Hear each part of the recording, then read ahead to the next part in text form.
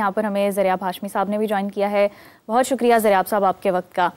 جیسا کہ جنات کی حقیقت کے حوالے سے ڈسکس ہو رہا ہے تو میں چاہوں گی ذرا آپ تاریخ سے اس کے بارے میں بتائیں کہ جنات حقیقت کیا ہے, روئے زمین پر کب وہ آباد ہوئے, کیا اللہ تعالیٰ نے ان پر بھی کوئی شریعت کوئی احکام نازل کیے, سورہ جن میں جو تفصیلاً واقعات آتے ہیں. جی بسم اللہ الرحمن الرحیم. السلام علیکم. وعلیکم السلام. اچھا جنات کے بارے میں تو دو ایسپیکٹس ہیں جہاں سے یعنی میں بنیادی طور پہ جہاں سے ابتدا کرنا چاہوں گا. ایک تو جو اولین مکالمہ ہے جس مکالمے کا قرآن پاک میں ذکر ہے جہاں پہ اللہ سبحانہ وتعالیٰ فرشتوں سے کہتے ہیں کہ میں اپنا خلیفہ اپنا نائب بنانے لگا ہوں جی.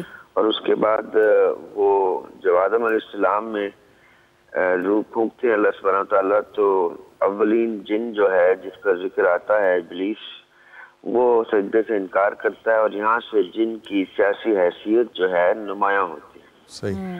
اب یہ جو سیاسی حیثیت ہے اس کو اجاگر کرنے کی ضرورت کیوں پیش آئی, کیونکہ اس دنیا پہ انسان کے بسرے سے قبل جو ہے وہ جنات کا ہی بسیرا تھا, انہی کی حکومت تھی اور انہی کا یہاں پہ رجحان پایا جاتا ہے تاریخ میں. لیکن میں جو ایک رخ تو یہ ہو گیا, جو رخ میں ہائی لائٹ کرنا چاہتا ہوں رمضان کے توسط سے وہ یہ کہ انسان کی جسمانی ساخت میں 5 بیسک اجزاء ہیں جو مٹی, پانی, جو ہوا ہم برید ان برید آؤٹ کرتے ہیں, تیسری یہ, اور چوتھا جو ہے وہ ہمارا نفس جو اللہ تعالیٰ کہتے ہیں کہ ہر انسان جب پیدا میں کرتا ہوں تو 7 نفس پیدا کرتا ہوں, اور 5ویں جو ہے وہ ہماری روح ہے. یہ جو نفس ہے یہ ہے وہ آگ سے بنا ہوا کریچر جس کو جن سے بھی تشبیہ دی جاتی ہے احادیث میں, اور شیطان سے بھی تشبیہ دی جاتی ہے. اسی نفس کے اوپر کو قابو کرنا ہے. آقا علیہ السلام سے پوچھا جب کسی نے کہ جنت کتنے فاصلے پہ ہے تو آقا علیہ السلام نے کہا 2 قدم کے فاصلے پہ ہے, پہلا قدم نفس پہ رکھے تو دوسرا قدم جنت میں ہوتا ہے. کیا بات ہے, سبحان اللہ. یہ جو پہلا قدم نفس پہ رکھنا ہے یہ ہے اس جن کو اپنے تابع کرنا. لیکن یہاں ایک چیز جو میں اجاگر کرنا چاہتا ہوں وہ یہ کہ ایک ابلیس کی سیاسی حیثیت میں نے بتائی آپ کو, اور ایک حیثیت ہے ہمارے ساتھ ارد گرد نفس کی جس کا ہونا اشد ضروری ہے, کیونکہ ہم ایک گیلی مٹی کا برتن ہیں اور اس گیلی مٹی کو ساتھ ساتھ ایج کے ساتھ ساتھ سوکھنے کے لیے یہ آگ درکار ہوتی ہے تاکہ اس کی شیپ ریٹین ہو سکے, جو ہماری شکل حیت ہے یہ ریٹین ہو سکے. اس لیے آگ کی افادیت ہے, یہ آگ ایک انرجی کی طرح ہمیں اللہ تعالیٰ نے عنایت کی ہے اور ہم نے اس کو کنورج کرنا ہے, اس انرجی کو ہم نے یوز کرنا ہے ڈیفنس کے لیے بھی. جب ہمارے اوپر اس طرح کے اٹیکس ہو جیسے ابھی قابل ذکر گفتگو چل رہی ہے, اور جو اٹیکس جب ہمارے اوپر ہوتے ہیں ہم نے اس کی ڈھال کیسے بنانی ہے, اس کو شیلڈ کیسے بنانا ہے, اور جب ہم نے اس کے خلاف اٹیک کرنا ہے, جب ہم نے اس کو فتح کرنا ہوتا ہے, تابع کرنا ہوتا ہے, تو اس کے کیا رموز ہیں وہ قرآن اور احادیث کی روشنی میں ہمارے اوپر عیاں ہوتے ہیں کہ ہم نے کس طرح سے اپنے نفس کو قابو میں پانا ہے اور قابو پانا ہے, اور کس طرح سے اس کو استعمال میں لے کے آنا ہے. یہ وہ انرجی ہے جو ہمارے لیے ہی ہے اور ہمارے فائدے کے لیے ہے. تو یہ 2 ایسپیکٹس ہیں جن کو لے کے ہم آگے چلتے ہیں انشاءاللہ ڈسکشن میں. ایک وہ سیاسی حیثیت جنات کی جن کا سردار ابلیس بن کے نیگیٹو سائیڈ کو دیکھ رہا ہے, اور ایک پازیٹیو سائیڈ ہے ان تمام نفوس کی, ان جنات کی, ان شیاطین کی جن کو ہم تابع کر لیتے ہیں یا جو اللہ کے حکم کے تابع ہو جاتے ہیں اور پھر وہ نیک ہو جاتے ہیں اور ٹھیک رشتے پہ آ جاتے ہیں. یہ دوسری سیاسی حیثیت ہے ان کی. اب ان 2 سیاسی حیثیت کو میں اس لیے اجاگر کر رہا ہوں تاکہ ہم رمضان کے توسط سے اس کا قرآن پاک اور حدیث کی روشنی میں مزید مطالعہ کریں, ڈسکس کریں اور دیکھیں کہ ہم اس کو کس رخ سے دیکھ سکتے ہیں. صحیح. علامہ صاحب جی بٹ صاحب. علامہ صاحب آپ سے یہ جاننا چاہیں گے کہ جو جنات ہیں یہ شیطان کی شکل میں بھی آتے ہیں؟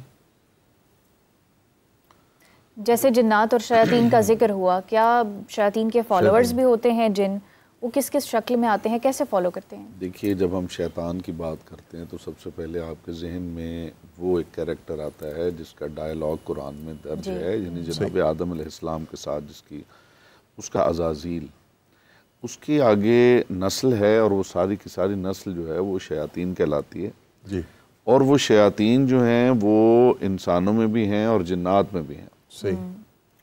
یہاں پہ میں دو چیزیں ایڈریس کرنا ضروری سمجھتا ہوں. جنات کے حوالے سے بہت ساری مسکنسیپشنز ہیں, اور اس میں عملی اعتبار سے جو مسکنسیپشنز ہیں ان کے لیے تو میں سمجھتا ہوں کسی لیب کی ضرورت ہے جہاں پریکٹیکلی اس چیز کو دیکھا جائے کہ جو بات ہو رہی ہے کیا یہ پروف کی جا سکتی ہے یا نہیں کی جا سکتی. مثلاً ایک بندہ جو ہے وہ پوزیسڈ ہے جی, تو آپ اسے کیسے پروو کریں گے کہ یہ ہیلوسینیشن نہیں ہے, یہ شیزوفرینیا نہیں ہے, یہ اس کا کوئی مینٹل ڈس آرڈر نہیں ہے. تو ابھی تک کوئی ایسی چیز, کوئی ایسی لیب, کوئی ایسے پیرامیٹرز آپ کے سامنے نہیں کہ آپ ڈفرینشیٹ کر پائیں. صحیح. تو آپ ڈاکٹر کے پاس جائیں گے تو وہ کہے گا جی یہ ایک جو سائیکالوجسٹ ہے اس کے پاس جائیں گے تو وہ کہے گا جی یہ نفسیاتی مرض ہے. ایک عامل کے پاس جائیں گے تو اس کے پاس تو دوسری آپشن ہی نہیں ہے, سیدھی آپشن یہ ہے کہ آپ کو جن چمٹ گئے. مجھے ایک بات یاد آ رہی ہے, وہ ہمارے ایک بزرگ تھے, اس وقت دنیا میں نہیں, اللہ تعالیٰ ان کے درجات بلند کرے. تو ان سے ایک بندے نے آ کے کہا کہ جی میرے بیٹے کو جن چمٹ گئے ہیں تو کوئی آپ دم تعویذ کچھ ایسا وہ کرے. تو انہوں نے کہا کہ یار کل میں تو ایک اور پرابلم لے کے بیٹھا ہوں, میں بڑا پریشان ہوں. تو ان کا جی کیا پریشانی؟ ان کا یہ پریشانی یہ ہے کہ کل میرے پاس جو ہے وہ ایک جن آیا تھا, تو اس نے کہا تھا جی کوئی دم وغیرہ ہو تو وہ کر دیں, مجھے کچھ بندے چمٹ گئے.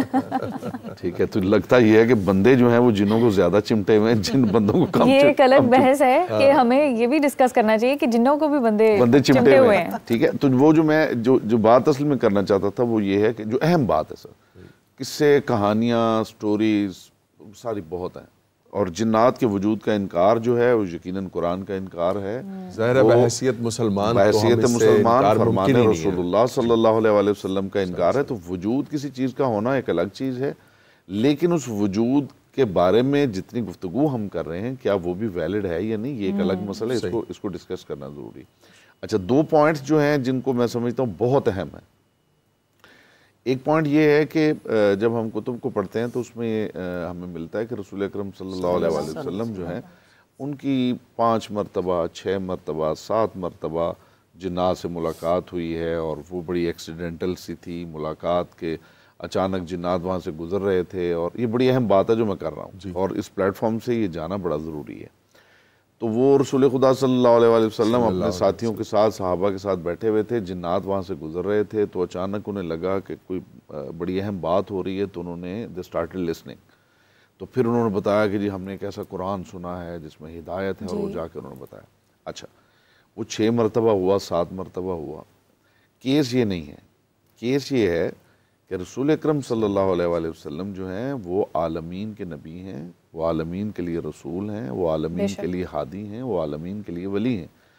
تو ایسا نہیں ہے کہ ایکسیڈنٹلی کبھی ان کی جنوں سے ملاقات ہو گئی اور جنوں نے ان سے کچھ سن لیا, بلکہ مستقلاً جنوں کے وہ ہادی ہیں, اور جن جو ہیں وہ ان سے رابطہ رکھتے ہیں, جن ان سے کنسلٹ کرتے ہیں, جن ان سے پوچھتے ہیں اور ان کی ہدایت کرتے ہیں. تمام جہانوں اور تمام جانوں کے لیے وہ رحمت وہ ہیں. ٹھیک ہے, تو یہ ایکسیڈنٹل نہیں ہے کہ وہ کبھی گزرے اور جنگل میں کچھ جن مل گئے اور انہوں نے سن لیا. اچھا, اس کے اوپر دلیل میں عرض کرتا ہوں. امام شافعی علیہ الرحمہ جو برادران اہل سنت کے امام فقہ ہیں, تو ان کے اشعار ہیں, اس میں وہ فرماتے ہیں کہ علی حبہ جنہ, علی کی محبت جو ہے وہ ڈھال ہے.